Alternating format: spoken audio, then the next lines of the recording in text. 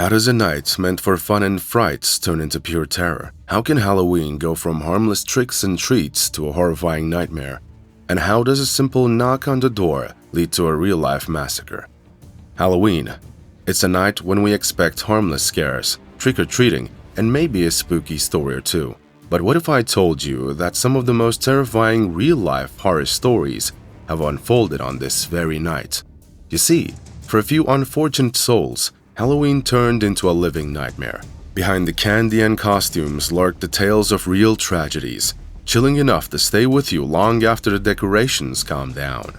Join us as we explore 5 of the most disturbing Halloween night massacres you've probably never heard of.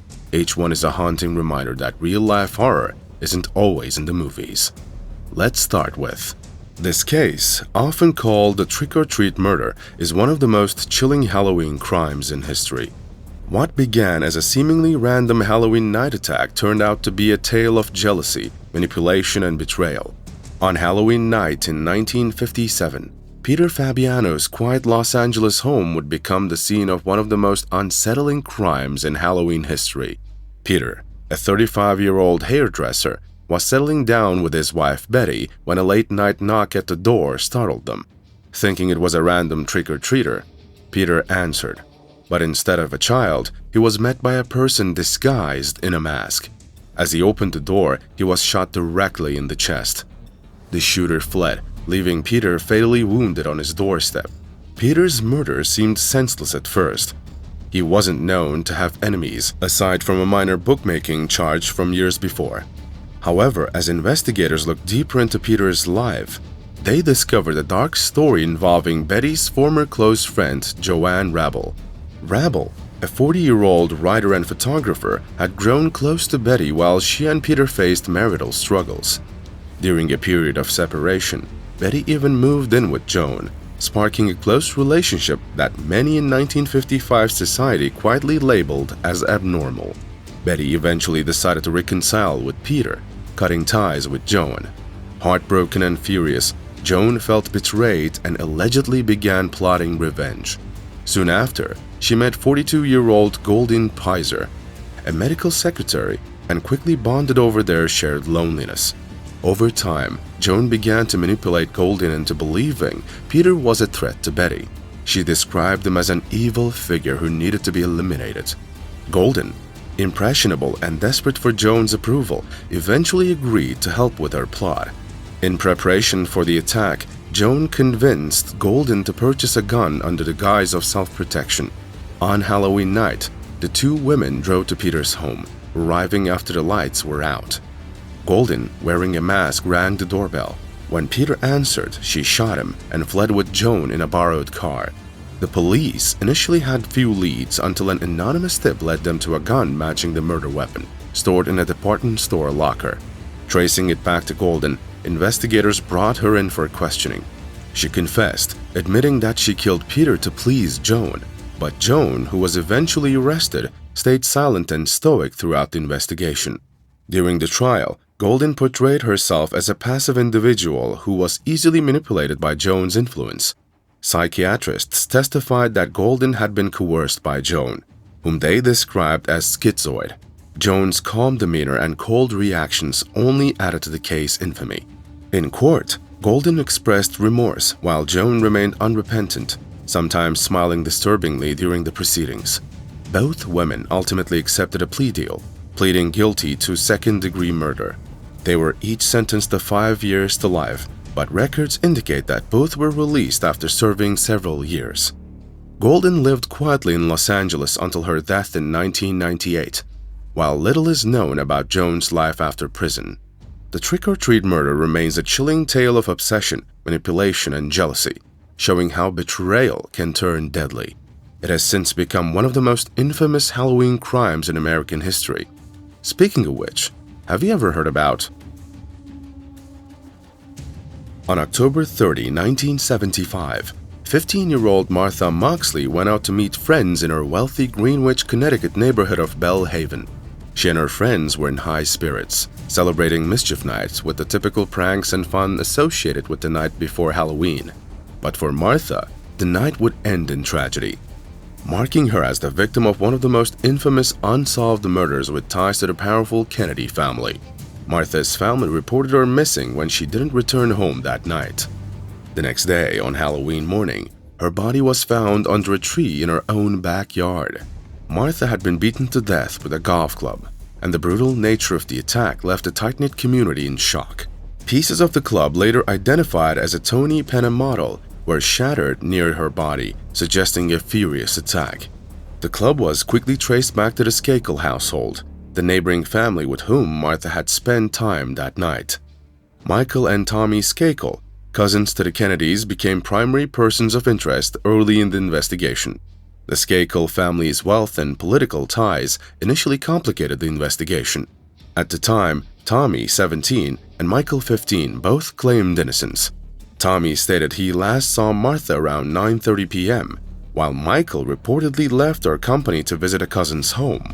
Police questioned both Skakel brothers, but without sufficient evidence or a confession, the case remained unsolved. Although whispers of guilt lingered, the local police faced difficulty pressing charges against the Skakel family, given their ties to the Kennedys and the high-profile attention the case garnered. As years passed, rumors swirled around Michael Skakel, the younger brother. In the 1990s, Michael's reported confessions to classmates and individuals at a reform school for troubled youth began to resurface. Witnesses from the Eland school, where Michael was sent due to behavioral issues, recalled him allegedly admitting to killing Martha, saying, "I'm going to get away with murder. I'm a Kennedy." Renewed interest in the case, combined with evolving forensic techniques, led to Michael's arrest in 2000. And so in 2002, Michael Skakel stood trial with witness testimonies and newly analyzed evidence working against him. The prosecution argued that Michael, driven by jealousy or rage, had attacked Martha with the golf club found in his home. They painted a picture of Michael's impulsive and volatile nature, supported by witnesses who testified about his admissions and erratic behavior. After weeks of testimonies, Michael was found guilty of Martha Moxley's murder and sentenced to 20 years to life in prison. Yet the case was far from over. Michael maintained his innocence, appealing his conviction and arguing that his legal representation was insufficient. His team asserted that new evidence, including potential alternate suspects, had not been adequately pursued. In 2013, a judge overturned Michael's conviction, citing flaws in his original defense. He was granted a new trial, which ultimately never materialized, and in 2020, the state of Connecticut decided not to retry him, leaving him a free man. The Moxley family, especially Martha's mother, Dorothy, continued to voice their conviction that Michael was responsible, but the lack of a final conviction left a sense of unresolved justice. Michael's release and the complex web of connections to the Kennedy family have kept this case in the public eye, with documentaries, books, and interviews revisiting the chilling Halloween tragedy that struck Bellhaven decades ago. To this day, the murder of Martha Moxley remains a haunting story of wealth, privilege, and the complexities of seeking justice when power is involved. Though Michael Skakel now walks free, the memory of Martha and the impact of her loss linger, casting a shadow over the Halloween season in a case that refuses to fade from history. Speaking of history, the next case is even more troubling. Chances are you may have heard about this one. It was on Halloween night in 1979. Lawrence Bittaker and Roy Norris, known as the Toolbox Killers, committed one of the most disturbing and cruel murders in modern history. Their final victim, Shirley Lynette Ledford, a 16-year-old hitchhiking from a Halloween party in Los Angeles, fell prey to this brutal duo. But what happened to her in their van that night is almost unspeakable. Bittaker and Norris had met in prison and bonded over shared fantasies of torture and murder. Upon their release, they prepared a chilling toolbox filled with instruments like pliers, a sledgehammer, and an ice pick to use on their victims. They even customized the van, calling it Murder Mac, where they planned to carry out their attacks. Over 5 months, they kidnapped, tortured, and killed 5 young girls, each crime growing more violent and sinister than the last. On that fateful Halloween, Bittaker and Norris spotted Shirley as she left her shift. Offering her a ride, they convinced her to get in. with Shirley likely recognizing Bittaker as a customer from the restaurant. As soon as the van doors shut, Shirley's nightmare began. They bound and gagged her, and over the next 2 hours, they recorded their torture sessions on audio, a move that later horrified jurors and helped secure their convictions. The men alternated driving and torturing her, subjecting her to unimaginable pain with tools from their sinister toolbox. Throughout the ordeal, Bittaker inflicted brutal injuries using pliers, and Norris struck her with a hammer. At one point, Shirley was begging for them to end her suffering, saying, "Do it, just kill me." After her prolonged torture, they strangled her with a coat hanger. Callously, they discarded her body on a suburban lawn, a decision that would eventually lead to their capture. This final act of sadism and the shocking evidence trail they left behind led to their downfall. Norris, unable to contain his dark bragging, shared details of their crimes with an old friend, who immediately reported it to the police. When investigators arrested the pair, they uncovered disturbing evidence, including tapes of Ledford's screams, photos of the victims, and the horrific tools used in the murders. Norris quickly struck a plea deal, agreeing to testify against Bittaker in exchange for a life sentence.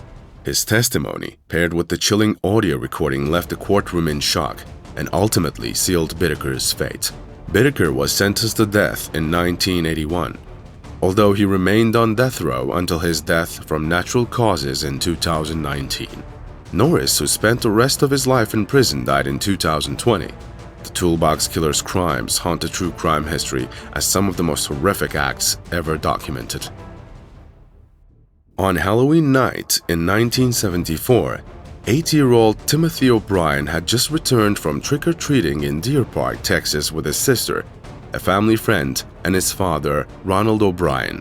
As the children showed off their candy, Ronald handed each child a Pixie sticks, a seemingly innocent treat that would soon expose the dark side of Halloween. That night, Timothy chose the Pixie sticks as his one treat before bed. Almost immediately, he complained about its bitter taste. His father gave him Kool-Aid to wash it down, but within minutes, Timothy was writhing in pain. His stomach hurt terribly, and he began vomiting before eventually collapsing. His parents rushed him to the hospital, but it was too late. Timothy died en route from cyanide poisoning, a detail confirmed by the scent of almonds, an indicator of cyanide noticed by the medical examiner. Timothy's sudden death raised immediate suspicions, especially when police retrieved the remaining Pixie sticks, all sealed with staples. Ronald claimed they came from a house where no one had initially answered, but when pushed to identify the house, he couldn't remember which one it was. The police dug deeper. O'Brien's story unraveled. Investigators learned he had just recently taken out a $40,000 in life insurance on each of his children, including an increase just before Halloween. Ronald's debts exceeded $100,000, and it became clear he saw this twisted plan as a way out of his financial ruin.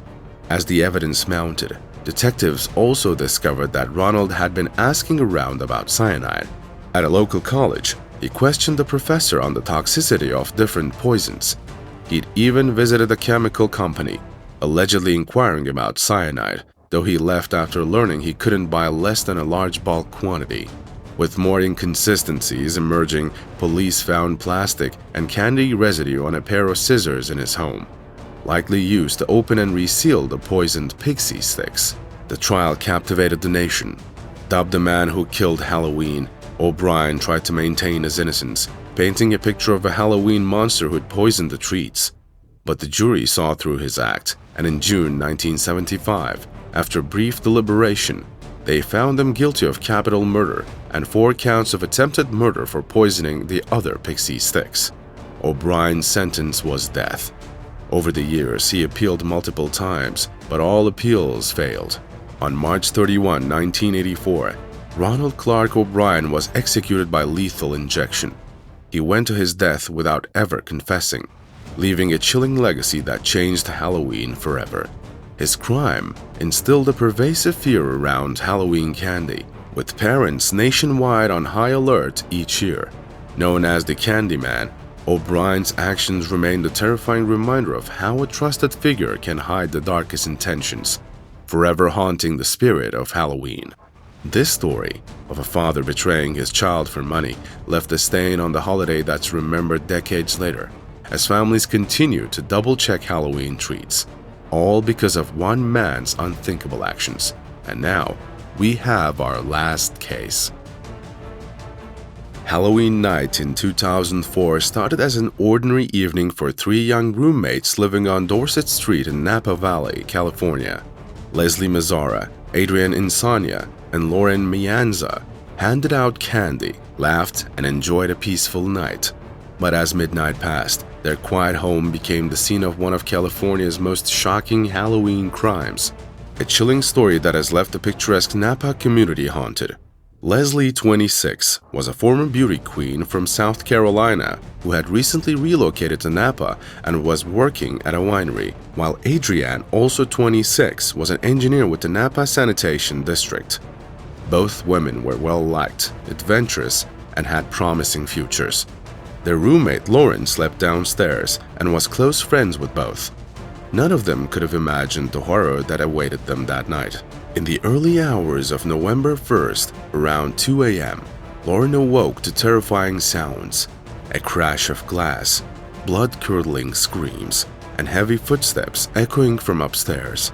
Paralyzed with fear, she listened, only able to piece together fragments of the chaos unfolding above. When she sensed the intruder might be coming her way, she escaped through the back door and hid outside. From her hiding spot, she heard footsteps leaving the house and soon saw a figure fleeing into the night. Once she felt safe, Lauren ran back inside and dialed 911. When police arrived, they found a gruesome scene. Leslie lay lifeless in her bedroom, face down in a pool of blood, while Adrienne was nearby, critically injured. Adrienne died shortly after, and the community was shocked. Napa, known for its quiet scenic vineyards, had never witnessed such violence. As the investigation unfolded, the close-knit town anxiously awaited answers. Initially, detectives found few leads. The intruder had left no fingerprints or weapon, but they discovered critical evidence: blood that did not belong to the victims and cigarette butts near the entry window. None of the roommates smoked, which suggested that these were left by the killer. But the DNA from the blood revealed the killer was a male. But without a match in the database, it was a dead end. Police collected DNA samples from over 200 people, including friends, acquaintances, and even former boyfriends of the victims. But every sample came up negative, and so frustration grew as the months dragged on. Despite over 1,000 interviews and extensive searches, detectives had no strong suspects. The community became increasingly anxious, fearing the possibility of a serial killer. Out of desperation, detectives turned to every possible lead. At one point, they even consulted a psychic who reportedly described a man with a goatee, but this too led nowhere. It wasn't until late 2005, nearly a year after the murders, that the case took an unexpected turn. Lauren, remembering that Adrienne's close friend's husband, Eric Koppel, smoked, mentioned him to detectives. Eric, who had been present at candlelight vigils and stayed close to Adrienne's grieving family, seemed like an unlikely suspect. Still, Lauren's recollection was enough to prompt a DNA request. Under pressure, Koppel confessed to his family, leaving a suicide note detailing his guilt before finally turning himself in. His confession shocked everyone who knew him. His wife, Lily, had been Adrienne's best friend, and by all appearances, their marriage seemed strong. Eric's behavior following the murders had never aroused suspicion. He had attended memorials, provided support to families, and even comforted his wife as she mourned. In court, Koppel admitted to the murders, but gave no clear motive. Some speculated that jealousy or possessiveness over his wife's friendship with Adrienne played a role. Others suggested that unresolved anger or frustration led him to the unspeakable act. However, Koppel remained largely silent on the motive, admitting to the mystery. After pleading guilty in 2007, he was sentenced to life in prison without the possibility of parole. And just like that, the Napa Valley Halloween murders changed the way people viewed the quaint town. Many residents began locking doors, adding security systems, and treating Halloween night with a new level of caution. The tragedy also highlighted how even those closest to us can harbor hidden darkness, making this a case that resonates with true crime followers. Today, Eric Koppel serves his sentence, but the memory of Leslie and Adrienne lives on in the community that once felt untouched by such horror.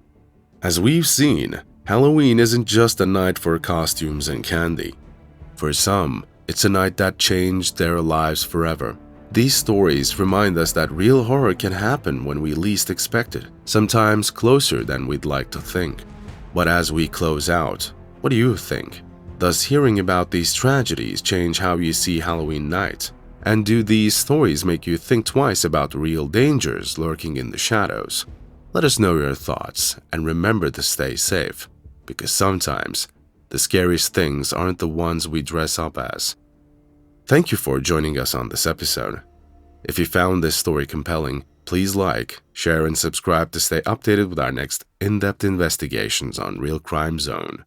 See you in our next video.